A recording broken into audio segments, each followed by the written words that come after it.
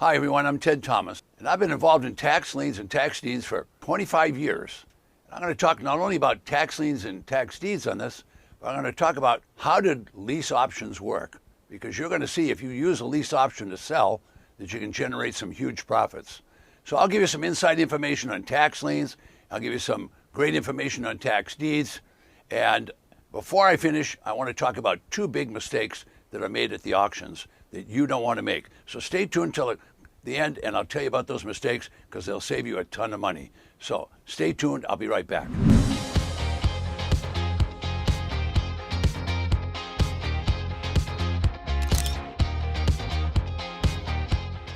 How do lease options work? Well, first of all, investors really like the lease option once they learn about it. Now, the people that are buying tax lien properties are not buying A properties in the country club or even B properties. A lot of times they're buying C's and D's. These properties are a little used and somewhat abused. Now, those properties sell to fixer-upper people. Those properties sell to people that want to do lease options. They sell to people that might need installment payments. So the tax lien and tax defaulted business is easy to understand, but most people don't realize how lucrative it is. So I'm about to show you how lucrative it can be. For those people that don't know about it, tax liens and tax deeds have been around for 200 years.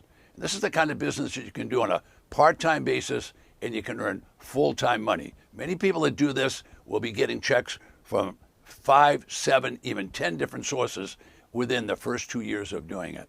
So let me explain the business of tax lien certificates and tax deeds, and I can do that in a couple of sentences and do it relatively easy. So to start out with, the local government must collect property tax because the property tax pays all the bills, or the majority of the bills for the county. So in order to collect those taxes, they have the sheriff, along with the treasurer, start levying tax on property. Then they go about the business of collecting. If they can't collect it, they have a couple of options. Number one option in half of the state is they will sell a tax lien certificate. In the other half of the states, they will actually seize the property, confiscate it, and then they'll resell it at auction. So when it comes to lease options, what really is happening is people are buying at the tax defaulted auction for 10 and 20 cents on the dollar, and then they sell it for very close to retail price. Very close, but they get a higher than normal price, that's for sure. Why do they get a higher than normal price? Because they're going to offer financing. And that financing means installment payments and low down payments. So low down payments and installments are what people are looking for in lease options, at least in the tax lien and tax deed business. Now the governments, they're collecting their money at the auction. So now let's set the government aside for a second because they're going to be there and they're going to carry on that business and it's going to go for years. Now when I say it's going to go for years, what happens every year, the appraiser and the assessor are out there valuing property. They figure out all the values, and then they send each one of the homeowners a bill for their share of all the bills at the county. So the county needs money. What are they going to do with that money? They're going to pay for the school teachers. They're going to pay for the police and the fire departments. So you're getting the idea. The county has a lot of bills to pay, everything from the court system to picking up the trash. Most properties don't understand that there's going to be a lot of bills for the county to pay. So in half of the states, they'll sell a tax lien certificate. When they sell a tax lien certificate, you earn money on that. You could earn 16%, 18, 24%.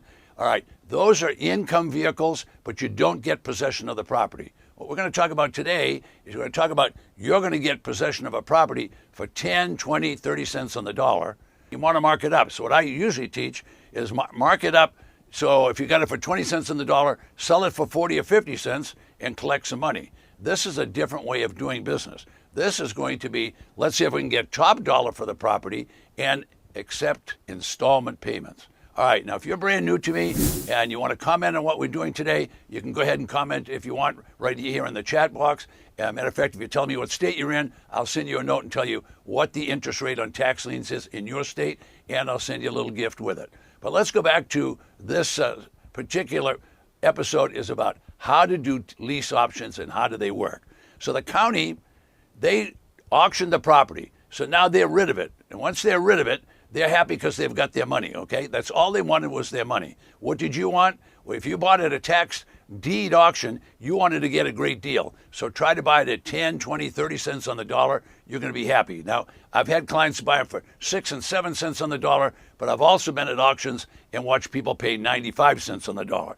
So you want to be a bargain hunter. So do your homework, be a savvy investor, buy properties for 10 and 20 cents on the dollar. You don't necessarily have to sell them for 20 cents on the dollar. You can sell those properties for 75, 80, and 90 cents on the dollar by using what's called a lease option, which is nothing more than selling the property with installments, small down payments and installments. People that can make installments, they do it again and again and again. They rarely lose the property, most of the payments they make. If they don't continue paying, you just get the property back and do it again. All right, so a simple lease option can be done on every property that's sold at a tax defaulted auction. All right, now who do you sell them to? Well, the credit bureaus will tell you that 25, even 35% of all the buyers have low credit scores. In other words, their credit ratings are low, so they can't go to the bank. Well, they can go to the bank, but the bank will tell them no. So this solves that problem for those people that have bad credit score. They can still buy, but they have to do it in like a rent to own. So what they do is they give you a small down payment and then they give you regular installments. Now keep in mind, at tax auctions, you're going to buy C and D properties. You're probably not going to get too many A's. Now I wish you luck. If you get an A, that's great. More power to you. But what happens is people see the A properties and they bid them up too high. Very hard to make money. But they might get an A property at a nice discount that they want to live in. Now there's thousands of properties that are going to be auctioned, so you're going to get to pick and choose.